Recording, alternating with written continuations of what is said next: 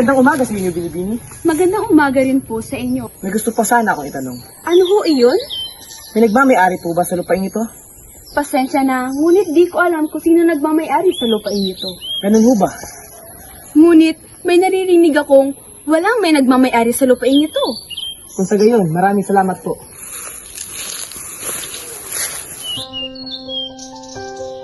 Mukhang wala namang may nagmamay-ari sa lupain ito. Linisan at aginin ko na lang kaya.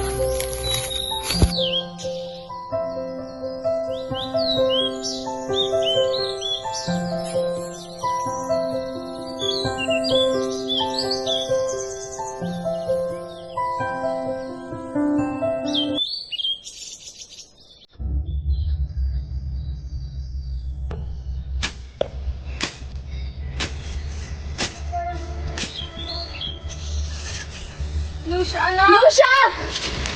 Lucia! Nay! Nay! Lucia! Ama! Tulong! Ama! Anak! Nay!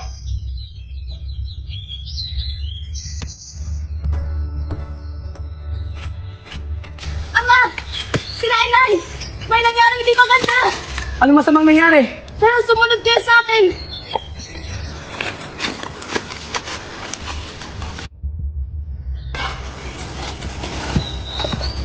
Mahal! Gumising ka! Bakit? Hindi ito maaari! Mahal! Gumising ka!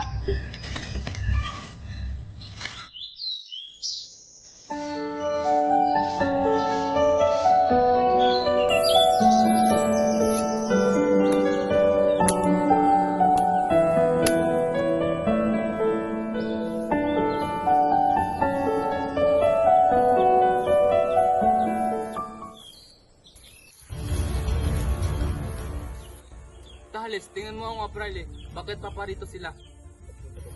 Halika't salubungin natin at alamin ko anong mga pakay nila. Mga padit na palito po kayo. Narito kami upang sigilin ka sa iyong buwis. Buwis? Sinasabi niyo bang ako ang magbabayad sa sarili kong lupa? Nararapat lang na ikaw ay magbayad. Maaari ka namin palayasin at ibigay sa iba ang pangalaga sa lupang ito. Hindi makatarungan! Ako ang nagpakahirap sa pagtatanim at pag-aani sa lupain ito. Ibinuhos ko rin ang aking pawis upang maiahon ang aking pamilya sa kahirapan. Ngunit hindi naman sa inyo ang lupang ito. Pag-aari ito ng korporasyon. Pag-aari? Meron ba kayong kasulatan na magpapatunay na sa inyo ang lupain ito? Meron. Kung sa gayon, nasan ito? 20 piso kada taon ang karampatang buwis na dapat mong bayaran.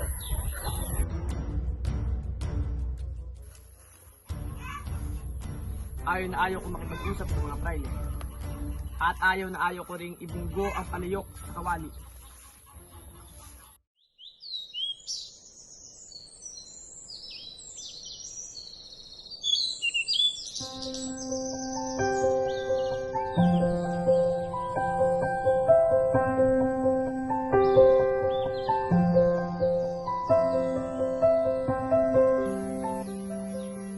Sa wakas, natupad ko na ang aking mga pangarap.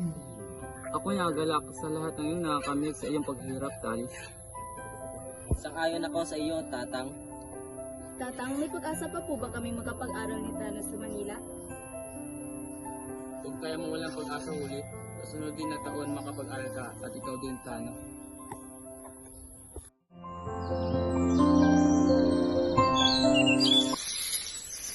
Magandang araw sa iyo, Teresforo.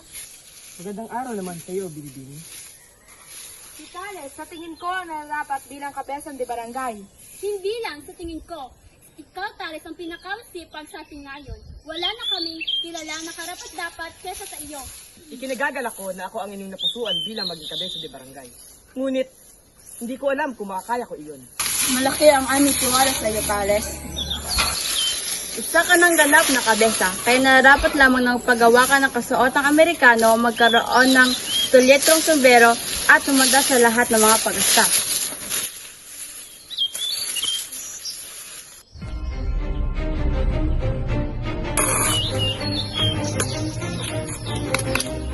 Gawain ba na isang kabesa na bayaran ng buwis ang ibang mamamayan na hindi naman kayang magbayad?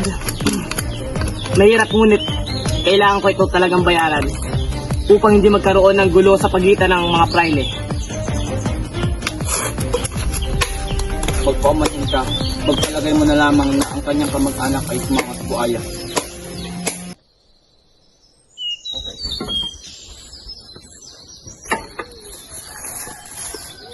Tay.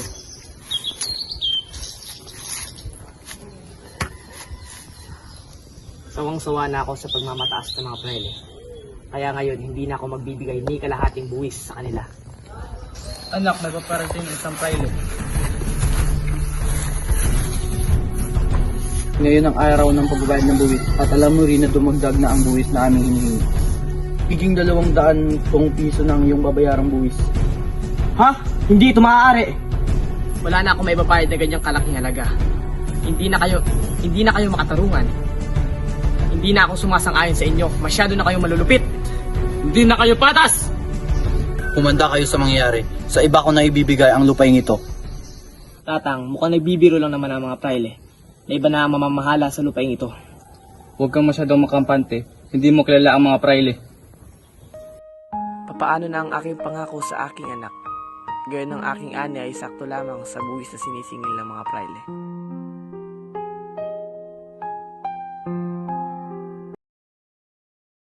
Ngayon din, magdalo kayo at siguraduhin nyo rin na siya ay aalis sa lupang iyon. Masusunod, praile.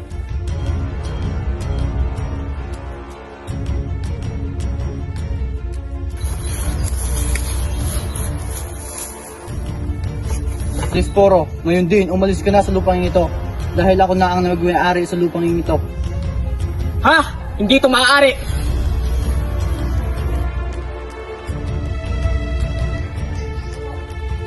Riley, hindi kami nagtagumpay na palisin si Telesporo. Itong hiyang talis yan, sino siya sa inaakala niya?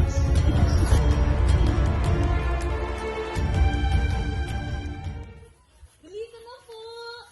Hala, ang gaganda naman. Ano po yung gusto nyo? Sa tingin mo, anong mas maganda dito na ibigay sa asawa mo? Nabalitaan ko yung sinak. Papautangin kita sa isang kondisyon. Talaga po? Maraming salamat po. Kahit ano'y gagawin ko para sa aking ama. Nilbihan ka sa akin bilang isang aking katulong. Sige po, papayag ako bilang iyong katulong.